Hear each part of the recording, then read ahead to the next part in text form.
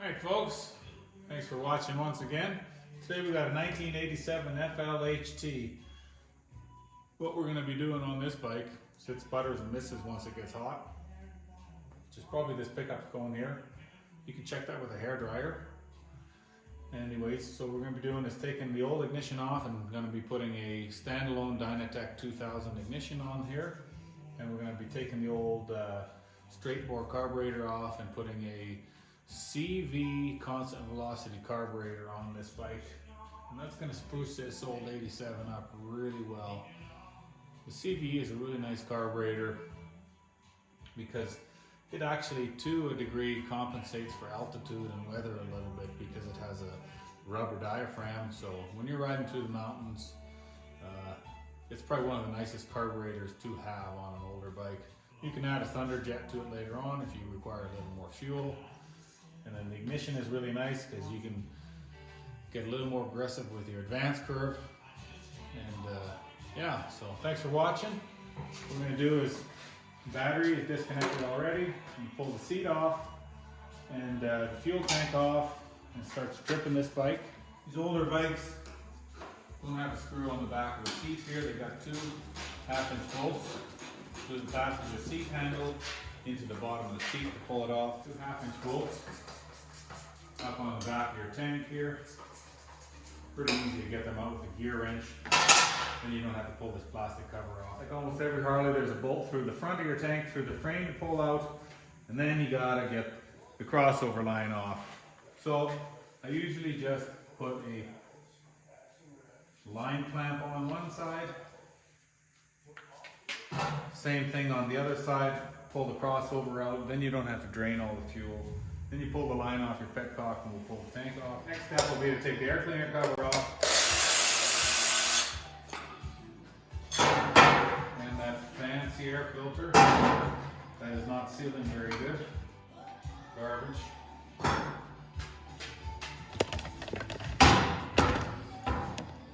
You can see how that's all siliconed up. Bolts are missing. It's not sealing very good. We're going to pull this backing plate off and throw it in the garbage.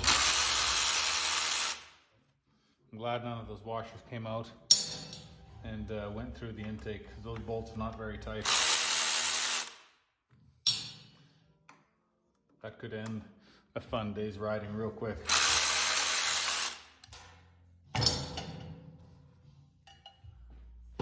We're going to get up here with a couple 7/16 wrenches and loosen these idle cables and throttle cables and back them off, pull them out of this old carb. And just to keep things simple and get stuff out of the way, we're going to take this top engine mount out as well, and then it's easier to access your intake bolts and make sure you get your intake installed properly. Purple wire from your main harness, that is for your VOES, vacuum operated electronic switch. Unplug that, pull that out of there. We're going to save this switch and we're going to check it throughout this video with a vacuum gauge and a voltmeter to make sure this one's working right. If not, we're going to replace it with one that's working properly when we install our ignition. Then you're going to take a 1/4-inch Allen. Sorry, I grabbed a 3/8 by accident. You're going to take a 1/4-inch Allen and take these two Allen bolts out. Pull your carburetor off. If you have a 1/4-inch ball end Allen, that really helps to take these intake manifold bolts out. Speeds things up. It's pretty easy to see here. You can see all the cracks in this rubber intake manifold seal. Both sides. They've been leaking for a while. You can also see that looking at the surface on the head, these seals have been leaking for a while, which is not good because then you're not getting the proper air fuel mixture in your motor. While we're on this side, we're going to gut the pickup out of this nose cone. Here we got a flat screw and a Phillips, so we're going to pull those out, get this chrome cover out of the way, see what's going on. Judging by how this wiring, the housing for the wiring is all bunched up here, we probably have a wire grounding out or stripped here, most definitely. So wires are not grounded out, but we have a bigger problem. The cone for the pickup has been touching the pickup plate. So we have a few things that could be happening here inside this cam chest. So we're going to pull this exhaust off and dig a little deeper, unfortunately.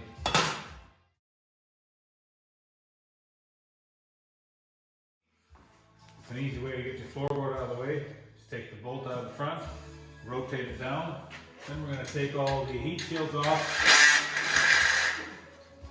And then we can get our exhaust out of the way. We're going to take our bolts out of our exhaust back here.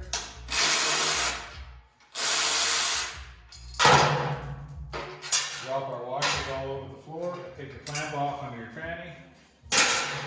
And then we'll take the 2 1/2-inch nuts out of the head. You've got your motor sealed up really good. Your intake ports and your exhaust. We're going to take a little bit of brake cleaner. We're just going to rinse everything off really good and blow some air over it. When we pull these push rod tubes out, we don't want any dirt falling into anything. Take a flat screwdriver, just pop the top half, the push rod tube cover out. This is the piece that holds tension on the spring, allowing sealing everything up. When you pull all your push rods out, make sure you lay them down in order so that they go back in the exact same location where you pulled them out. We've got these really cool tools from 9 Finger Fabrication. They're magnets. You just grab a hold of your lifters. You turn this little screw and it will hold your lifters up.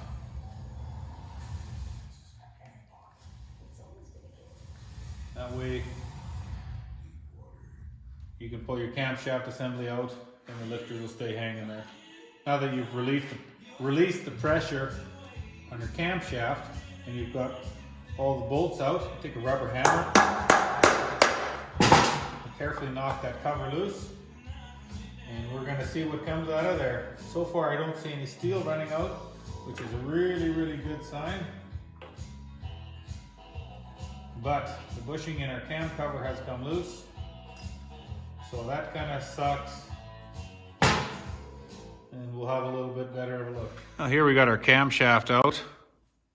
The lobes all look pretty good, but you can see here on our inner cam journal that it's chattered around in that bearing. So we're gonna have to pull that bearing out and have a look at that at the very least. It's got a nice little Andrews F grind camshaft in here. Well, so now we got everything out of our cam chest. I'm gonna clean up these old gaskets and rinse this out, get all the garbage out of there, have a really good look to make sure if there's any steel. And then we'll do a crank runout, see how much runout we have in our crankshaft, make sure it's nice and straight. And so far all I see that we need to replace is our camshaft and a set of lifters, and repair this bushing in the cam cover or throw a good used one in there that I have in the trailer. So to check the crank runout, you want to pull your spark plugs out. You want to put your rear wheel up in the air and you want to put your bike in the high gear. And then you want to have this tool from fueling and a dial indicator gauge and look at it while you're turning it over. I'll shoot a little video here. So you've got a dial indicator gauge on 0 here. And as we turn that motor over, you're looking at about 6 thou runout, which, man, that's plenty. Well, now we got to make that phone call, unfortunately. While the motor is assembled, we checked the crank end play as best we could, and we're looking at about 9 thou end play on the pinion shaft, and we got 6 thou runout. So it's time to take the bottom end apart in this engine, unfortunately. So I don't know how much farther this build's going to go. Thanks for watching up until now.